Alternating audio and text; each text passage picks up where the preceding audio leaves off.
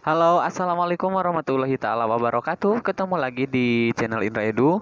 Untuk kali ini Indra Edu akan membahas materi mata pelajaran PPKN kelas 7 SMP MTS Sederajat bab 5 tentang kerjasama dalam berbagai bidang kehidupan. Adapun subpokok pembahasan dalam video ini yaitu tentang kerjasama dalam berbagai bidang kehidupan.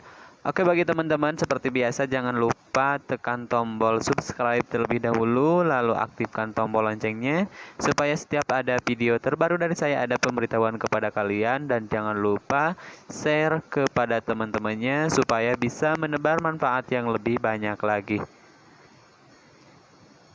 Adapun pembahasannya dalam video ini, yang pertama adalah kerjasama dalam bidang kehidupan sosial politik, yang kedua adalah kerjasama dalam bidang kehidupan ekonomi, yang ketiga adalah kerjasama dalam bidang kehidupan pertahanan dan keamanan negara, yang keempat adalah kerjasama antar umat beragama. Kerjasama merupakan kegiatan atau usaha yang dilakukan dua orang atau lebih untuk mencapai tujuan bersama. Semangat kerjasama dalam kehidupan di masyarakat terwujud dalam kegiatan gotong royong yang sesuai dengan kehidupan budaya daerah. Contoh kegiatan gotong royong yang dilandasi semangat kerjasama misalnya Manunggal Sakato di daerah Sumatera Barat, Sikaroban di daerah Palembang, Gugur Gunung di daerah Jawa, Mafalus di Minahasa, dan Subak di daerah Bali.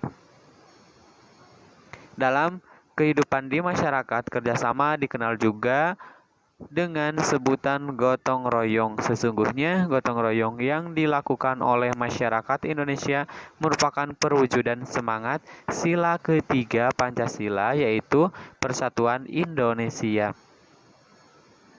Gotong royong adalah kerjasama yang dilakukan sejumlah warga masyarakat untuk menyelesaikan tugas atau pekerjaan.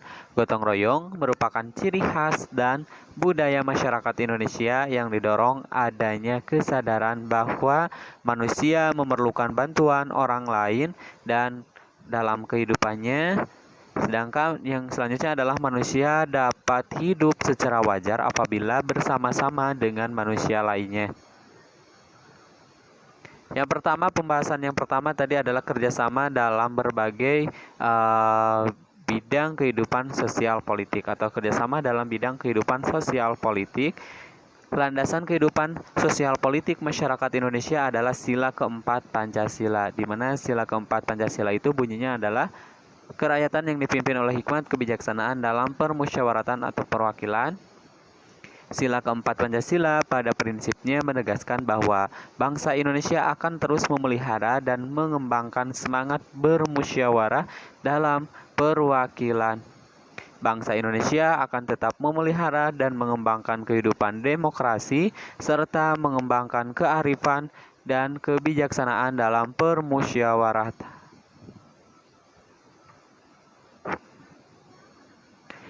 Permusyawaratan adalah suatu tata cara khas kepribadian Indonesia untuk merumuskan dan atau memutuskan satu hal berdasarkan kehendak rakyat sehingga tercapai keputusan yang mufakat. Perwakilan adalah suatu sistem dalam artian tata cara atau prosedur mengusahakan turut sertanya rakyat mengambil bagian dalam kehidupan bernegara, antara lain dilakukan dengan melalui badan-badan perwakilan. Yang kedua pembahasannya yaitu tentang kerjasama dalam bidang kehidupan ekonomi.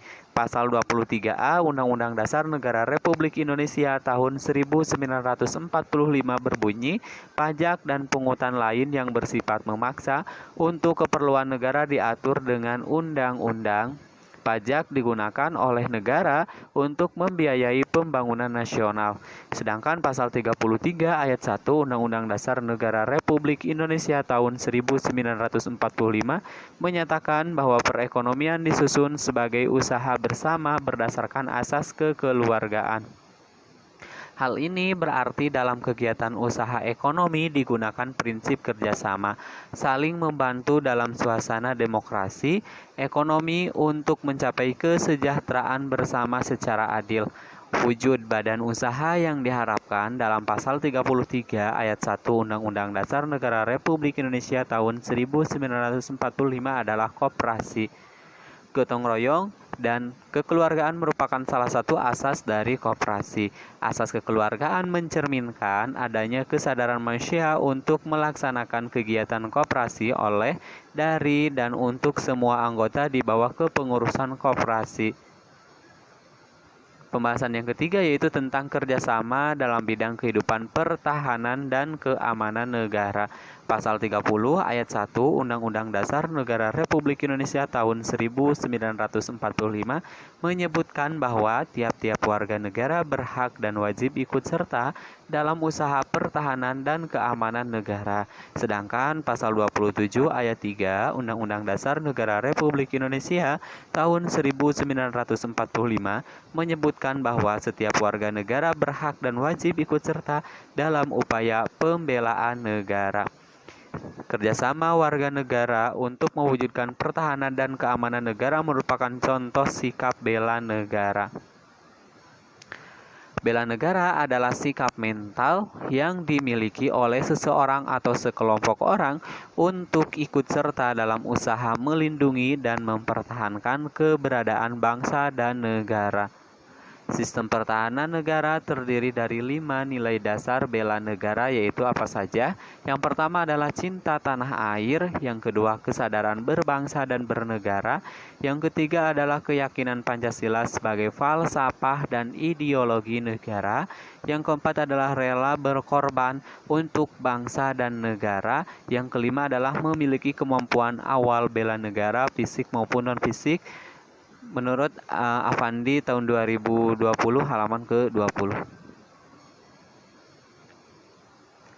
Kesadaran bela negara harus ditanamkan kepada seluruh warga negara untuk membangun daya tangkal bangsa dan menghadapi ancaman yang ingin mengganggu kedaulatan negara, keutuhan wilayah, dan keselamatan bangsa. Sedangkan pembahasan yang terakhir yaitu tentang kerjasama antar umat beragama. Kerjasama antar umat beragama dalam berbagai bidang kehidupan dilakukan untuk mewujudkan kerukunan hidup. Kerjasama antar umat beragama ditandai dengan adanya sikap-sikap sebagai berikut. Yang pertama adalah saling menghormati umat seagama dan berbeda agama. Yang kedua adalah saling menghormati lembaga keagamaan yang seagama dan berbeda agama. Yang ketiga adalah sikap saling menghormati hak dan kewajiban umat beragama dalam mengembangkan sikap kerjasama di berbagai bidang kehidupan masyarakat. Setiap warga negara harus menghindari sikap tidak terpuji sebagai berikut apa saja. Yang pertama adalah sikap fanatik sempit, yaitu sifat yang merasa dirinya sendiri paling benar. Yang kedua adalah sikap individualis, yaitu sifat yang lebih mendahulukan kepentingan diri. Yang ketiga adalah sikap eksklusivisme, yaitu sikap selalu memisahkan diri dari kehidupan sosial di masyarakat karena adanya jurang pemisah akibat perbedaan suku, bangsa, adat istiadat, agama, dan bahasa daerah. Yang keempat adalah sikap primordialisme, yaitu perasaan kesukuan yang berlebihan. Sekian dan terima kasih, semoga bermanfaat. Jangan lupa tekan tombol subscribe, like, juga komen, boleh share kepada teman-temannya supaya bisa menebar manfaat yang lebih banyak lagi. Sekian dari saya, assalamualaikum warahmatullahi wabarakatuh.